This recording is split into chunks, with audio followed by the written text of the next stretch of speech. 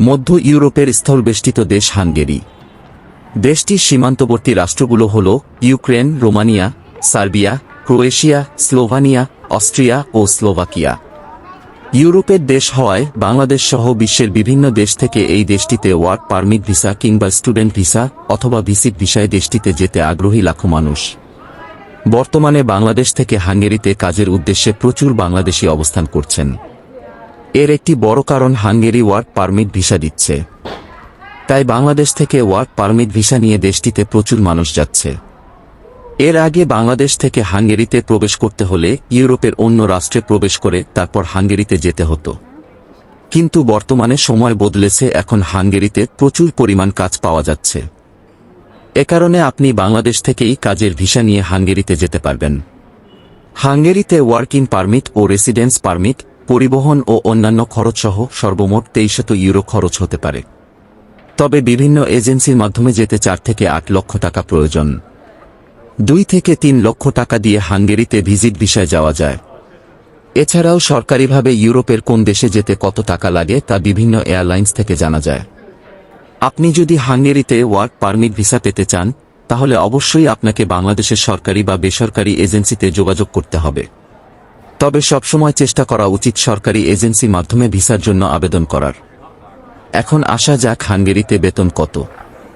আগের তুলনায় হাঙ্গেরিতে কাজের বেতন বৃদ্ধি পেয়েছে। এখন বর্তমানে একজন শ্রমিকের মোটামুটি বেতন 65,000 থেকে শুরু করে 1 লক্ষ টাকা পর্যন্ত। হাঙ্গেরিতে যাদের ফ্যাক্টরির ভিসা হয় তাদের বেতন আগের তুলনা অনেকটাই বৃদ্ধি পেয়েছে। বর্তমানে 70,000 টাকা থেকে শুরু করে 80,000 টাকা পর্যন্ত ফ্যাক্টরিতে ইনকাম করা যায়। যে সকল ব্যক্তি কাজে পারদর্শী তাদের বেতন 1 লাখ টাকার উপর পর্যন্ত হয়ে থাকে। হাঙ্গেরি কাজের ভিসা আবেদনের কাগজপত্র। আপনারা যারা বাংলাদেশ থেকে হাঙ্গেরিতে কাজের ভিসার জন্য আবেদন করবেন, তাদের নিম্নলিখিত কিছু কাগজপত্র অনলাইনে এবং হাঙ্গেরি এম্বাসিতে জমা দিতে হবে। তাই কোনো সকল কাগজপত্র প্রয়োজন পড়বে নিচের লিস্ট থেকে আপনারা দেখে নিতে পারেন। অনলাইনে হাঙ্গেরির ভিসা আবেদনপত্রের ফর্ম পূরণ করে জমা দিতে হবে। আপনার বৈধ অরিজিনাল পাসপোর্টের ফটোকপি জমা দিতে হবে। 2 কপি রঙিন পাসপোর্ট সাইজের ছবি এবং ছবিগুলো অবশ্যই সত্যায়িত থাকতে হবে। শিক্ষাগত যোগ্যতার সকল অরিজিনাল সার্টিফিকেট। হাঙ্গেরি অবস্থিত যে কোনো একটি কোম্পানির সাথে চুক্তির ডকুমেন্টস।